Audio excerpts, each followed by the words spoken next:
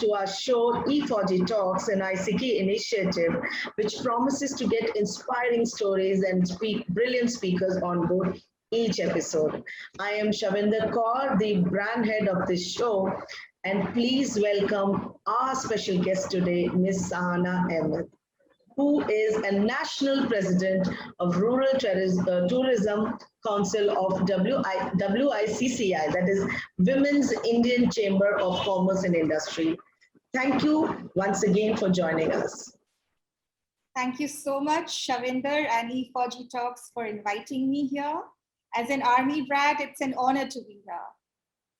Oh, that's a very good feeling. I am a Fauji kid and a Fauji wife, so I'm sure we're going to have a good conversation today. That'll be good fun. Yes.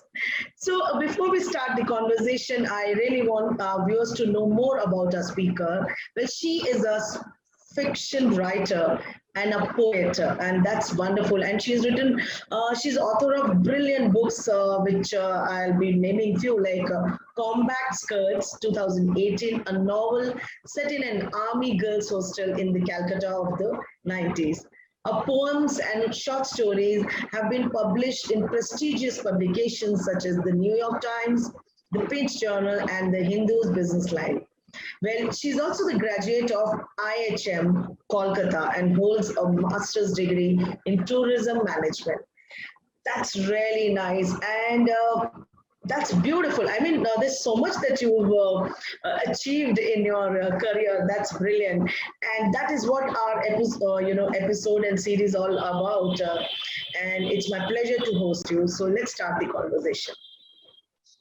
I really want to know how did the WICCI Rural Tourism Council get formed? You know, I've initially otherwise also hosted a couple of speakers, but this was one question I always missed asking. So I really want to know about that.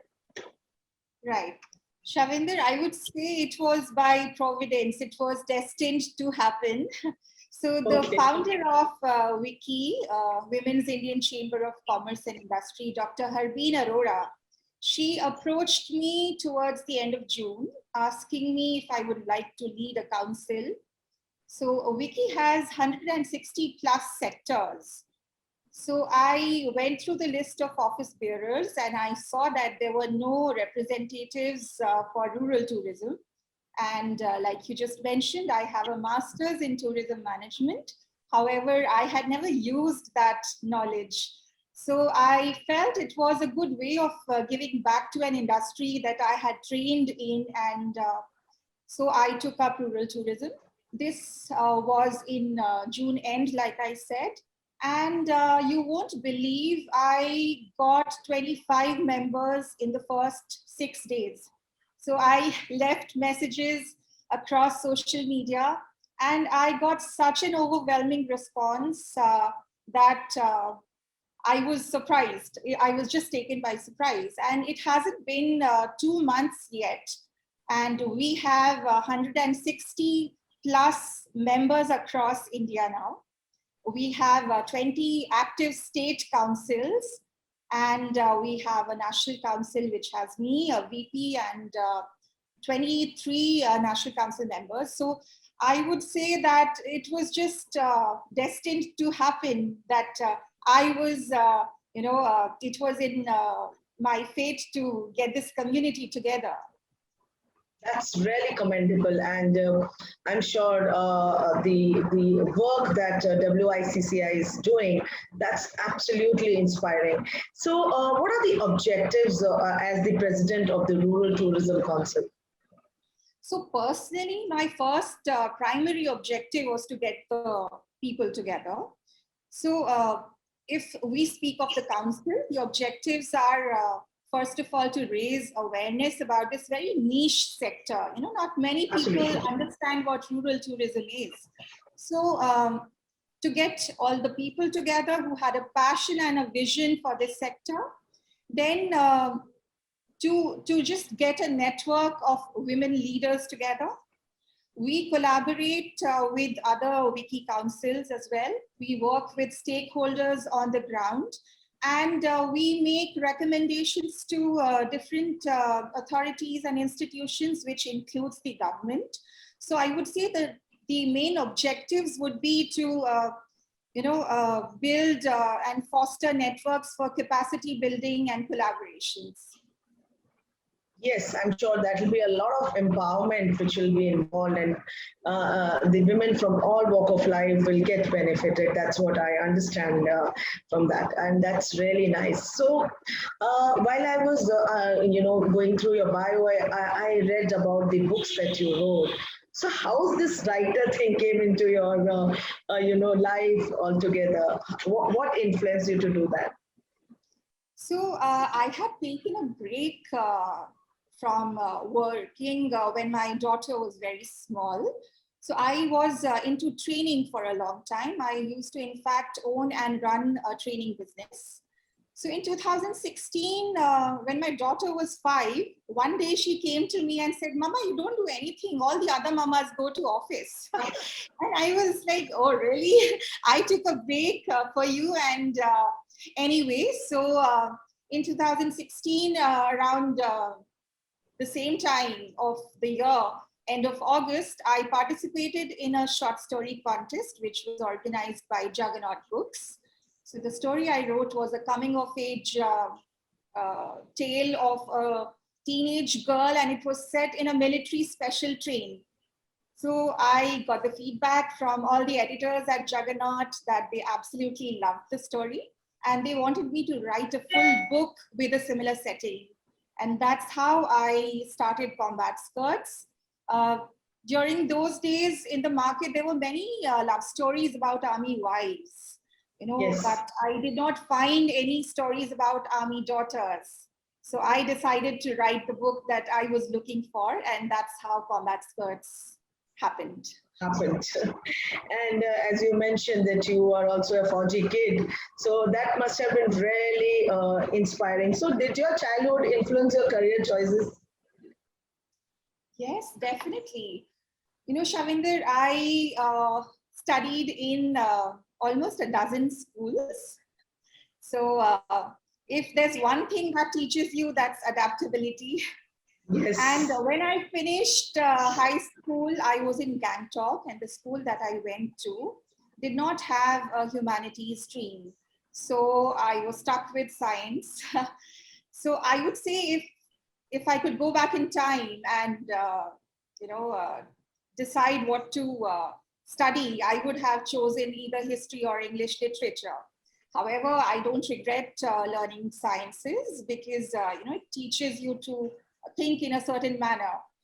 Anyway, after I finished high school, it was a fad those days in the late 90s for all Fauji kids to join hotel management. Everybody I knew was preparing for the joint entrance exam of hotel management. And I wouldn't say it was peer pressure, but then, yes, I also appeared for those exams. And I managed to get into one of the best hotel schools in the country. And I don't plan much, so I decided to spend 3 years there, and that's how I ended up doing hotel management. Now, I did not join the hospitality industry.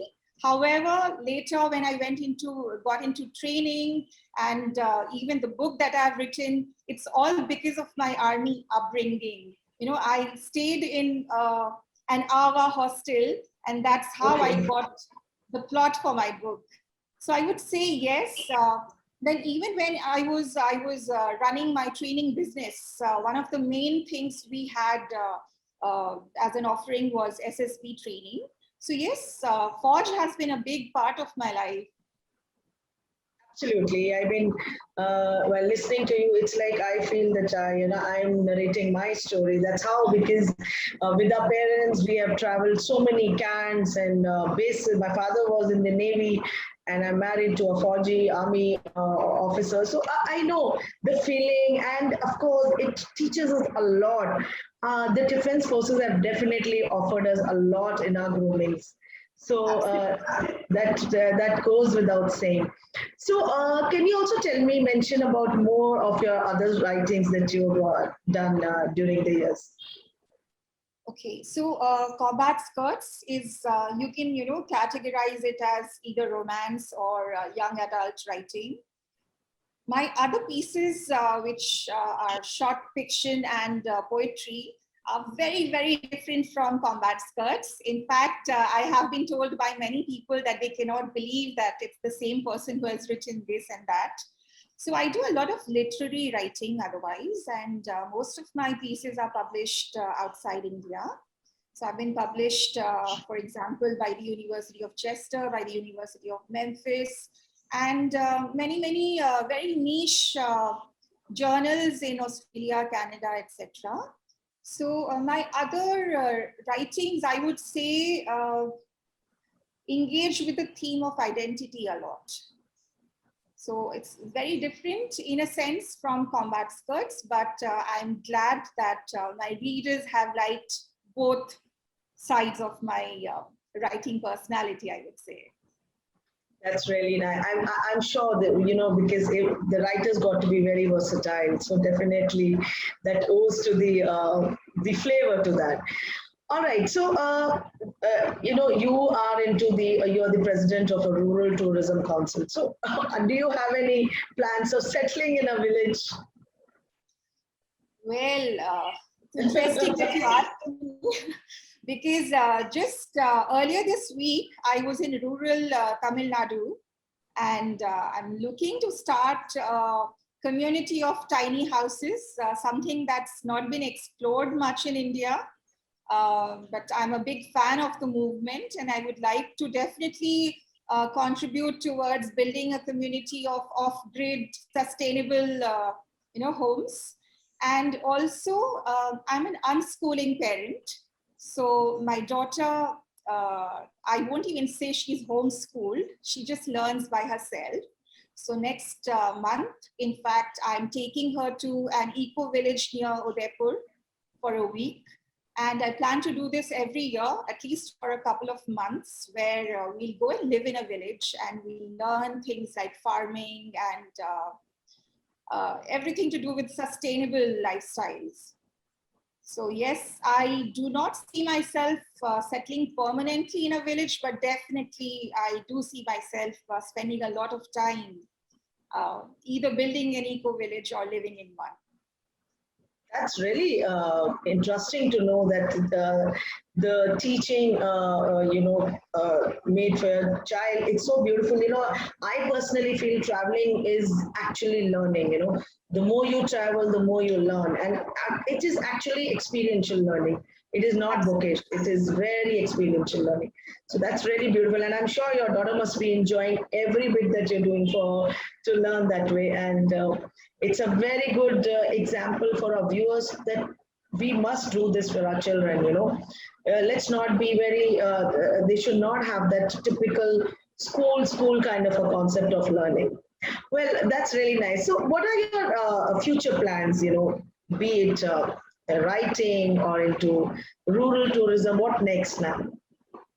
So Shavinder, like I said, I don't plan much, but then yes, the coming few months definitely will go into working towards the promotion and advancement of rural tourism in the country, looking to just strengthen the different teams that we have in the council. And as far as my writing goes, I have been procrastinating for a long time, but I definitely think it's time for me to start my next book. So yes, these are my plans for the future. That's really nice. So is your daughter also into writing? Does she also That's really nice. Last year she was published in a US magazine called Little Jefferson. And her story was also published this year in an anthology for young writers. So even though she claims not to enjoy writing, but she's definitely a natural storyteller. And I hope she takes up writing as a career choice sometime in the future. Yes, because we need such beautiful writers, who can inspire. So that's really nice. I love the conversation with you. One question that I really want to ask is, what are your advices or tips that you would like to give to our viewers, or basically to the younger generation, women for that matter? Well, I don't consider myself to be accomplished enough to give advice. That's, in fact, something I avoid doing. However, to all the young viewers and to women, I would just say that be authentic, be true to yourself. That's the only thing I can say, in fact, because whether it's your personal life or it's your professional life, do not go by choices that are either thrust on you, or you think that, things that will look good for you. Stay true to yourself, be authentic in your life choices, and enjoy whatever you are doing. That's very, very important. Yes, because most of the time we forget living the present. We are always thinking what we'll be doing in future. Yes. Mindless living is something that has become, like, with the pandemic, I would say, mindless thinking is also something that we need to tackle. I see so many young children nowadays saying we are bored. I don't even understand what is bored. So, living in the moment, living with intention, that is very important. Very true. And the pandemic has really taught us many important issues and how to stay calm and, to be occupied. So that is really nice. To be focused is very important. Well, thank you so much, Ms. Ahmed. And thank you once again for sparing that time for us. And I wish you all the very best for all your future endeavors. Thank you so much, Shavinder, and wish you the same. It was lovely chatting with you. Great. So I always feel, who you are tomorrow begins with what you do today. And that's what speaks about our speaker today. Truly inspiring. And we are really honored to have you today on board today. Thank you once again for being part of interesting women's special series, Choose to Challenge. If you wish to share your inspiring stories, please contact me at shavi@efaujitalks.com. I thank all my viewers. Please like, share, and subscribe to our channel and today's show as well. And do not forget to write your reviews on the comment section. For more interesting stories, please stay tuned. Thank you. Jai Hind.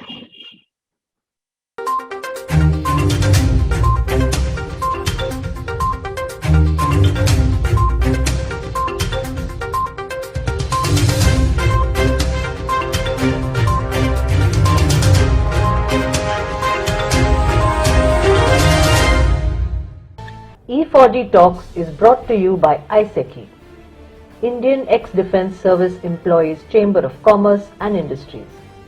Thanks to its vast veteran network and global and pan-India associates, IESECCI can carry out various commerce facilitations and CSR projects across India and the world. Some of IESECCI's core capability areas are Skill India, Atmanirbhar Bharat, Digital India, any ex-serviceman welfare or job program, Swachh Bharat Abhiyan related projects, telemedicine and healthcare training and job scheme, Save Water scheme, defence industry SME, MSME cluster and hub development, maritime training and inland water training with job facilitation, Canada study, job and permanent residency opportunity, e-commerce, Andaman and Nicobar commerce opportunities. IESECCI's global reach includes countries like Indonesia, Slovakia, Canada, Nepal, Singapore, Rwanda, USA, UK. Above all, it is IESECCI's effort to create a veterans brand made by the veterans, for the veterans and made up of the veterans. Every Indian's support is invaluable in this journey. IESECCI is a registered society for ex-servicemen's welfare and envisions that every veteran should be a part of India's economic growth story. It is the aim of IESECCI to create an enabling commerce platform that will empower and synergize the veterans' talent pool. This is possible only with the support of entrepreneurs, businesses and consultants from civil society. All proceeds, if any, are utilized for the welfare of ex-servicemen and for public charity.